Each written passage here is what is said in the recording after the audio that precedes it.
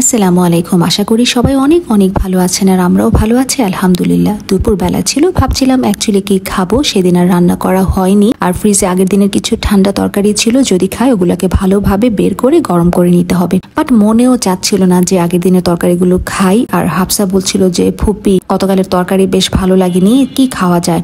তো আমি কি করলাম, সঙ্গে সঙ্গে ঝটপট ফ্রিজ থেকে সামান্য কয়েকটা চিকেনের পিস খুলে নিলাম। তো ওটাকে আমি আলাদাভাবে একটু টমেটো দিয়ে কষাতে চেয়েছিলাম। সাডেনলি মনে হলো যে একটা কাজ করা যায়, কিছু পোলার চাল দিয়ে চিকেনটাকে একসাথে রান্না করে নিই। যদিও আমার হাতে সব ধরনের মশলা ছিল না, শুধুমাত্র আদা রসুন বাটা আর বেসিক যে মশলাগুলো ছিল সেগুলো। তো ভাবলাম যে কোনো মেহমান তো আর খাবে না, আমরাই খাবো, আমি আর হাফসা, আর আমার মেয়ে দু এক লুকমা দিবে কিনা।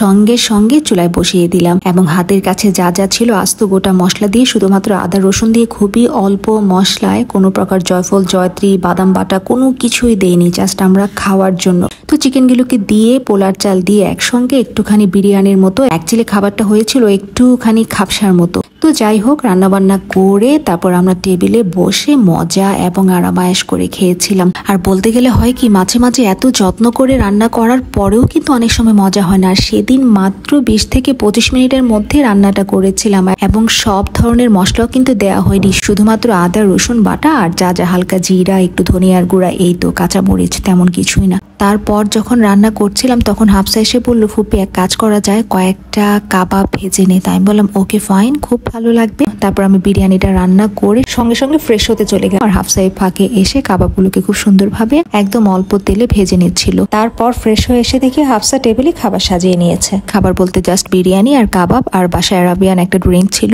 আর আমাদের খাবার টেবিলের গল্প না হয় নাই করলাম, আরেকদিন বলা যাবে যে আসলে আমরা কি কি করি, কি মজা করি। আসলে খাবারটাকে খুব ভীষণভাবে এনজয় করে আমরা খাই, গল্প স্বল্প হয় যদিও। তো এই আর কি। আর আমাদের খাবারের প্রায় শেষের দিকে হঠাৎ করে বড়ভাবে হাফসার মা ফোন দিয়েছিল। তো আমরা দুজন মিলে কথা বলছিলাম। আর হয় কি, আমরা যখন ভিডিও করি অনেকে হয়তো ভাবে এত সময় বা কিভাবে কি করে, আসলে বুঝি না। আসলে আমরা যখন কোনো কিছু শুট করি, মোবাইলটা একটা কোনায় বা একটা স্ট্যান্ডে একটা কর্নারে রেখে আমরা আমাদের মতো কাজ করতে থাকি। অনেক সময় মাথায় থাকেও না যে আসলে মোবাইল সেট করা আছে, ভিডিও হচ্ছে, এবং ওইখান থেকে ছোট ছোট কিছু ক্লিপ আর কি আমরা রাখি আমাদের জীবনের গল্প হিসেবে।